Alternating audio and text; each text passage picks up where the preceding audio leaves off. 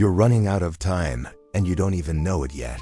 I'm 78 years old, and everything you think you know about living a good life is probably wrong. Not because you're stupid, but because the world taught you to chase the wrong things.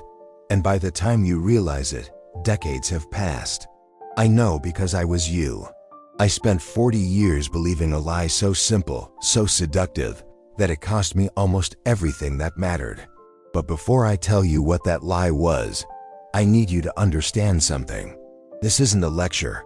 This is a warning. I'm not here to sell you anything. I'm here because I'm running out of time myself, and I've seen too many people waste theirs. If you're in your 20s, 30s, even your 40s, you still have a chance, but that window is closing faster than you think. So if you care about not waking up one day filled with regret, stay with me. And if this resonates, leave a comment. Tell me where you are in life, because maybe we can figure this out together. I had it all figured out, or so I thought. In my 20s and 30s, I was invincible. I worked 60, 70 hours a week. I climbed, I pushed, I competed. My calendar was packed. My social life was chaos. Relationships came and went like seasons. I told myself I was building something, a career, a reputation, a future. The money got better. The title changed. I bought things, a bigger car, a nicer watch. I upgraded everything except the one thing that mattered, myself. On the outside, I looked successful. People envied me. But inside, I was hollow. I remember standing in my kitchen one Tuesday morning, coffee in hand, staring at the clock. It was 6:15. I'd been awake since 4:30, and I realized I couldn't remember the last time I'd felt happy, not excited, not busy, happy. I wasn't living.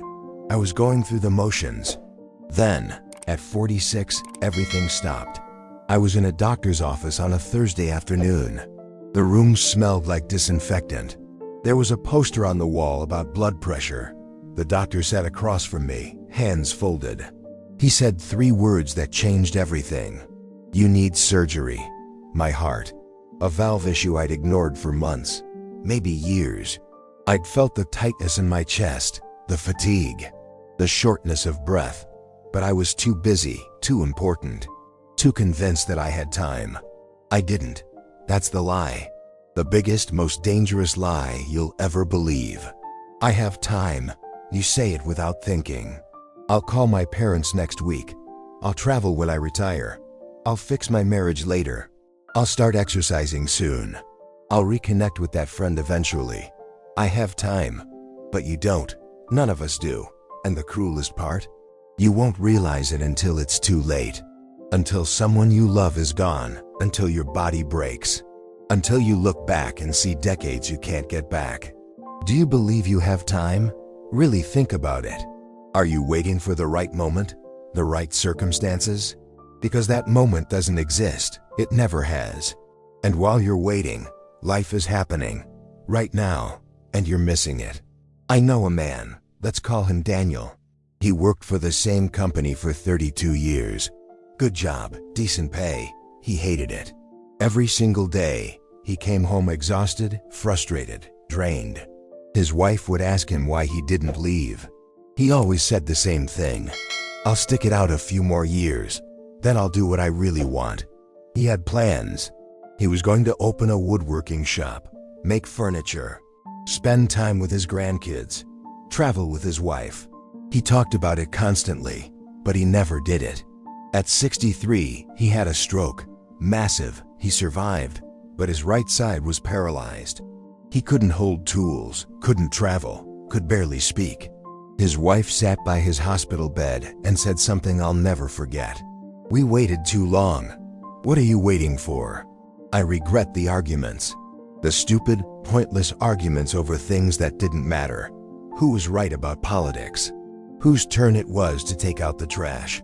Why someone said something that annoyed me? I let those moments turn into walls. I let pride keep me from apologizing, from calling, from showing up. I can't get those moments back. I regret the time I didn't spend with my kids. I was always working, always distracted. They'd come into my office and I'd say, "Not now, I'm busy." I thought I was providing.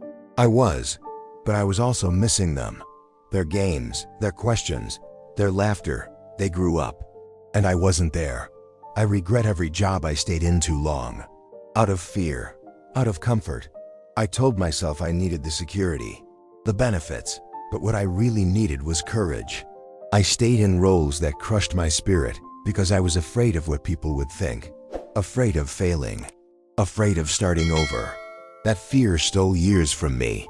I regret the things I bought that I didn't need, the car I couldn't afford, the clothes I wore twice, the gadgets that sat in drawers. I thought those things would make me feel successful, whole. They didn't. They just created debt and stress and clutter. I regret not taking care of my body. I ate poorly, slept less, ignored the signals. I thought I was invincible. I wasn't. And by the time I paid attention, the damage was done. I regret the grudges, the resentments I carried for years. People who wronged me, people I wronged. I held on to anger like it was a prize. It poisoned me. It didn't hurt them, it hurt me. I regret not traveling when I could. I told myself I'd go when I retired, when I had more money, more time. But by then, my knees hurt. My energy was gone. The world got smaller. And I regret not telling people I love them. Not often enough, not clearly enough. I assumed they knew. But assumptions aren't enough. Words matter. Presence matters. And I didn't give enough of either. So what changed? What did I do after that doctor's visit? After I realized I'd been living wrong for decades, I started saying no. No to jobs I hated. No to people who drained me. No to commitments that didn't align with what mattered. It felt terrifying at first. Selfish even. But it wasn't. It was survival. I simplified my life. I got rid of things, sold the big house, drove an older car, stopped chasing status. The relief was immediate. I didn't need half the stuff I owned. And getting rid of it felt like breathing again. I started walking every morning. Not for exercise, for peace, for perspective. I'd walk through the park near my house, watch the birds, feel the air, notice things I'd ignored for years. It sounds small, but it saved me. I reached out to people I'd lost touch with, old friends, family members I'd argued with. I apologized, I forgave. Some of those conversations were awkward. Some were beautiful, but all of them mattered. I started saying yes to my family, to dinner, to phone calls, to showing up. I stopped scheduling them around work and started scheduling work around them. I learned to sit still, to do nothing, to not feel guilty about rest. That might have been the hardest change of all. I started this YouTube channel, not because I had all the answers, but because talking about this helped. It forced me to reflect, to be honest, to connect. And maybe, just maybe, it helps someone else avoid the mistakes I made. You don't need to wait for a health scare. You don't need to hit rock bottom. You can start today, right now. Call someone you've been meaning to call. Apologize for something you've been avoiding. Quit the job that's killing you. Or at least start looking for a way out. Say no to something you don't want to do. Say yes to something that scares you a little.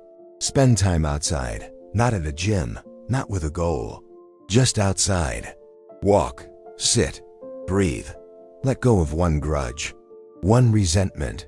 Forgive someone, even if they don't deserve it. Especially if they don't. Tell someone you love them. Out loud, clearly, today. These aren't grand gestures. They're not life-altering transformations. They're just real, small, human, and they add up. That's the secret. It's not one big moment. It's 1,000 small ones, and you get to choose how you spend them. I don't know how much time I have left. None of us do. But I know this. I'm not wasting another day living like I'm immortal. Like tomorrow is guaranteed, because it's not, and neither is yours. So leave a comment. Tell me what you're going to change. What you're tired of putting off. Let's talk about it. Let's hold each other accountable. Because this matters, you matter. What are you waiting for? Claude Uma EAE Podcometer Arrows. Por favor, verifique as respostas. Sonnet 4, 5 Claude.